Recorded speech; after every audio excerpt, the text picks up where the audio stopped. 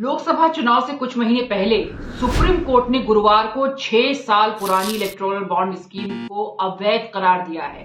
साथ ही इसके जरिए चंदा लेने पर तत्काल रोक लगा दी है। कोर्ट ने कहा है कि बॉन्ड की गोपनीयता बनाए रखना असंवैधानिक है। ये स्कीम सूचना के अधिकार का उल्लंघन है। 5 जज ने सर्वसम्मति से फैसला सुनाया है और चीफ जस्टिस ने कहा कि पॉलिटिकल प्रोसेस में राजनीतिक दल अहम यूनिट होते हैं। पॉलिटिकल फंडिंग की जानकारी वो प्रक्रिया है जिससे मतदाता को वोट डालने के लिए सही चॉइस मिलती है। वोटर्स को चुनावी फंडिंग के बारे में जानने का अधिकार है जिससे मतदान के लिए सही चयन होता है। और बहुत सारी बातें सुप्रीम कोर्ट की तरफ से कही गई हैं, वो भी हम आपको आगे बताते हैं जो बहुत ही महत्वपूर्ण पॉइंट्स हैं उनके जजमेंट में। इलेक्टोरल बॉन्ड जिसको लेकर लगातार प्रतिक्रियाएं आ रही थी, लगातार इसके बारे में कहा जा रहा था कि जिस तरीके से ये चंदा दिया जाता है ये कहीं ना कहीं एक चोरी है, कहीं ना कहीं फायदा उन लोगों को पहुंचता है ताकि वो उनका नाम का खुलासा नहीं हो पाता है। इस पर चुनाव आयुक्त जो पहले रह चुके हैं एसवाई कुरैशी, उन्होंने भी अपनी प्रतिक्रिया दी है जगह जगह मंचों से। लेकिन एक बात तो तय है कि सुप्रीम कोर्ट का फैसला क्या बदलेगा रूपरेखा इस चुनाव की, जो लोकसभा चुनाव अभी हाल में ही होने वाला है 2024। सुप्रीम कोर्ट के फैसले में 6 बड़ी बातें हैं। एसबीआई राजनीतिक दलों का ब्यौरा दे जिन्होंने 2019 से अब तक इलेक्टोरल बॉन्ड के जरिए चंदा हासिल किया। एसबीआई राजनीतिक दल की ओर से कैश किए गए हर इलेक्टोरल बॉन्ड की डिटेल दे, कैश करने की तारीख का भी ब्यौरा देना पड़ेगा।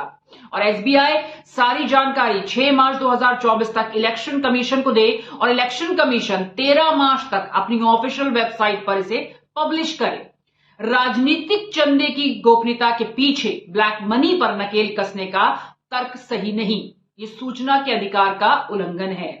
और कंपनी एक्ट में संशोधन मनमाना और असंवैधानिक कदम है। इसके जरिए कंपनियों की ओर से राजनीतिक दलों को असीमित फंडिंग का रास्ता खुलता है और निजता के मौलिक अधिकार में नागरिकों के राजनीतिक जुड़ाव को भी गोपनीय रखना शामिल है। तो सुप्रीम कोर्ट ने 2 नवंबर को फैसला सुरक्षित रखा था। सीजेआई डीवाई चंद्रचूड़ की अध्यक्षता वाली 5 जजों की बेंच ने 3 दिन की सुनवाई के बाद 2 नवंबर 2023 को इस मामले में अपना फैसला सुरक्षित रख लिया था, जिसका इंतजार लगातार किया जा रहा था। और आज वो ऐतिहासिक दिन आया है कि जब सुप्रीम कोर्ट ने ये फैसला, महत्वपूर्ण फैसला दिया है। अब एसबीआई को अपनी ऑफिशियल वेबसाइट पर इसको पब्लिश करना होगा ताकि लोगों को पता चले कि किसके पास कितना चंदा गया है, किसके पास कितनी फंडिंग गई है। इसकी जानकारी जनता को मालूम हो, आवाम को मालूम हो, जो सरकार चुनती है। आज एक बहुत ही महत्वपूर्ण फैसला सुप्रीम कोर्ट ने दिया जिसका कि बहुत लंबा असर होगा हमारी पूरी चुनावी लोकतंत्र के ऊपर। उन्होंने ये इलेक्टोरल बॉन्ड की स्कीम कॉम्प्रिहेंसिवली स्ट्राइक डाउन कर दी है, ये कहते हुए कि इसमें जो एनोनिमस एलिमेंट इन्होंने लाया कि भाई किसी को पता नहीं लगे कि भाई ये इलेक्टोरल बॉन्ड किसने खरीदे और किसको दिए, ये बिल्कुल हमारे जनता के सूचना के अधिकार के खिलाफ है, जो कि एक मौलिक अधिकार है जनता का। और साथ में उन्होंने तो ये जितने भी अमेंडमेंट्स आए थे कंपनीज एक्ट में, इनकम टैक्स एक्ट में, रिप्रेजेंटेशन ऑफ पीपल एक्ट में, सबको रद्द कर दिया है इलेक्टोरल बॉन्ड स्कीम को जो ला रहे थे। दूसरी बात, उन्होंने ये भी बोला है कि ये जो अमेंडमेंट करा गया था कि कंपनीज जो हैं कितना भी पैसा पॉलिटिकल पार्टीज़ को दे सकती हैं। पहले जो रिस्ट्रिक्शन था कि अपना एनुअल प्रॉफिट से 7.5% से ज़्यादा नहीं दे सकती, वो भी रद्द कर दिया है कि ये हमारे इलेक्टोरल डेमोक्रेसी के खिलाफ है, क्योंकि ये लेवल प्लेइंग फील्ड को हटाता है और बड़ी बड़ी कंपनियों को इलेक्शन इन्फ्लुएंस करने देता है। साथ में उन्होंने ये भी बोला है कि जितने भी इलेक्टोरल बॉन्ड्स खरीदे गए और जो जमा करे गए पॉलिटिकल पार्टियों ने जो अपने खातों में जमा करे, उसका पूरा ब्यौरा स्टेट बैंक ऑफ इंडिया, जिसके पास ये सारी इन्फॉर्मेशन है, वो इलेक्शन कमीशन को दे और ये पब्लिक वेबसाइट पर डाला जाए, जिससे कि जनता को पता लगे कि किसने ये इलेक्टोरल बॉन्ड्स खरीदे और किस पॉलिटिकल पार्टी को दिए। जो धनराशि जमा हुई थी इलेक्टोरल बॉन्ड से, क्या उसका खुलासा सरकार ने सुनवाई के दौरान किया? नहीं किया था ना। तो उन्होंने ये बोला था कि हम एक इंटरिम ऑर्डर था कि भाई ये तुम सारा इंफॉर्मेशन रखो इसकी और इलेक्शन कमीशन को सील्ड कवर में दो। तो अब उन्होंने बोला है कि ये सारी इंफॉर्मेशन जो है जो अभी तक सील्ड कवर में थी वो सारी अब पब्लिक करी जाएगी और एक पब्लिक वेबसाइट पर डाली जाएगी। 2 नवंबर को फैसला सुरक्षित रखा था सुप्रीम कोर्ट ने और सीजीआई, जैसा कि हमने आपको बताया कि डीवाई चंद्रचूड़ की अध्यक्षता वाली 5 जजों की बेंच ने 3 दिन की सुनवाई के बाद ये फैसला सुनाया है। तो ये फैसला की जो मुख्य बातें हैं वो हमने आपको बताई हैं कि लगातार इसकी मांग उठ रही थी कि इलेक्टोरल बॉन्ड पे सुप्रीम कोर्ट को कुछ करना चाहिए और ऐसे में जजमेंट आया है। अभी 2 महीने बाद ही या 3 महीने बाद ही चुनाव होने, इसे लेकर 4 याचिकाएं दाखिल की गई थी। ये बता देते हैं आपको। याचिकाकर्ताओं में एसोसिएशन फॉर डेमोक्रेटिक रिफॉर्म्स और कांग्रेसी नेता जया ठाकुर और सीपीएम शामिल है। केंद्र सरकार की ओर से अटॉर्नी जनरल और वेंकटरमणी और solicitor general Tushar Mehta supreme court में पेश हुए थे। सीनियर एडवोकेट कपिल सिब्बल ने याचिकाकर्ताओं की तरफ से पैरवी की थी और 2 नवंबर को फैसला सुरक्षित रखने के ठीक 4 दिन बाद 6 नवंबर को स्टेट बैंक ऑफ इंडिया ने अपनी 29 ब्रांचों के जरिए इलेक्टोरल बॉन्ड इशू किए थे। 6 नवंबर से 20 नवंबर तक इशू किए गए बॉन्ड्स में 1000 करोड़ रुपए का चुनावी चंदा दिया गया। ये चंदा कितना ज्यादा है, किस पार्टी को कितना चंदा मिला है, इसके लिए लगातार रिपोर्ट सामने आती रही हैं और वो भी हम आपको उसकी जानकारी भी देते हैं कि किसको कितना चंदा मिला है। 2017 में लाई गई थी।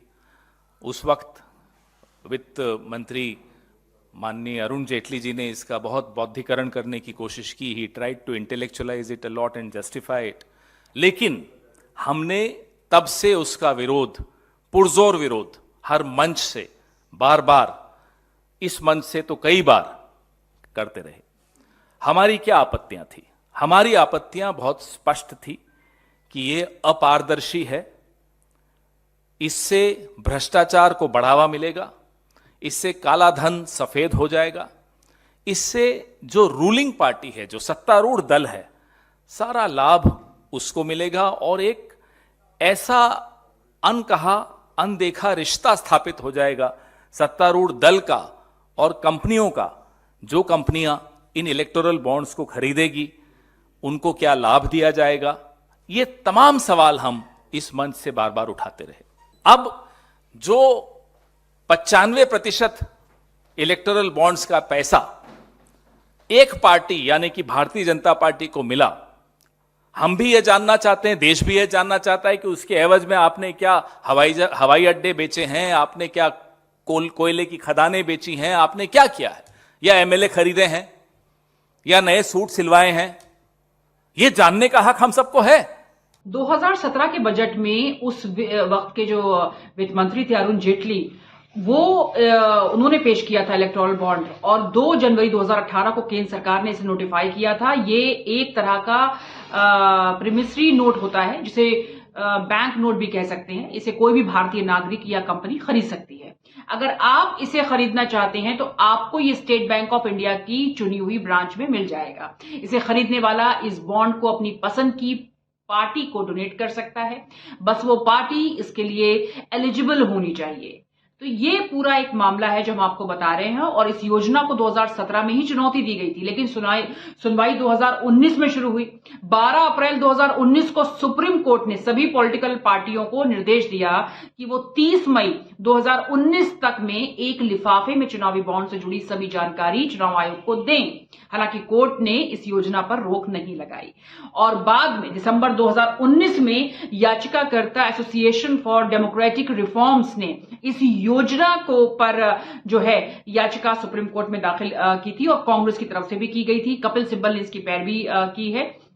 तो ये एक पूरा एक प्रोसेस चला है, लेकिन थोड़ा सा वक्त लगा है, लेट हो गया है। अगर शायद ये पहले होता तो बहुत अच्छा होता, लेकिन अब ये चुनाव से ठीक पहले हुआ है, तो किसकी बेहतरी के लिए होगा या किसके नुकसान के लिए होगा ये तो वक्त ही तय करेगा। लेकिन फिलहाल आपको बता दें कि इसमें जैसा कि हमने आपको कहा कि आखिर नाम पता ना चले, ये एक इस तरह का ये बॉन्ड, इलेक्टोरल बॉन्ड जिसे हम कहते हैं, कि नाम पता ना चले, आपको कॉन्ट्रैक्ट मिल रहे हैं, आपको लाइसेंस मिल रहा है, कि आपको लोन मिल रहा है, इसकी किसको जानकारी ना लगे। बस ये एक बॉन्ड के जरिए आप पैसा पार्टी को दे दें, पार्टी को फायदा इससे पहुंचता जरूर है, लेकिन उस इंसान को क्या इससे मिलता है, ये अपने आप में एक जरूर सवाल है। तो क्या इसको एक तरीके की चोरी नहीं कहा जाएगा? तो ये तमाम ऐसे सवाल जरूर है। लेकिन फिलहाल आपको बता दें कि हमने जैसे कहा कि 2017 में उस वक्त के जो वित्त मंत्री थे अरुण जेटली, उन्होंने ये पेश किया था और जिसके बाद इसको आगे जो है लाया गया। लेकिन फिलहाल एक अब प्रतिक्रियाएं जरूर मिल रही हैं, इसको लेकर एक रिएक्शंस जरूर मिल रहे हैं सुप्रीम कोर्ट को लेकर, और एक लंबी नोक-झोंक के बाद कहेंगे हम कि एक लंबी रस्साकशी के बाद जो है ये फैसला आया है, तो इसका सभी ने स्वागत किया है।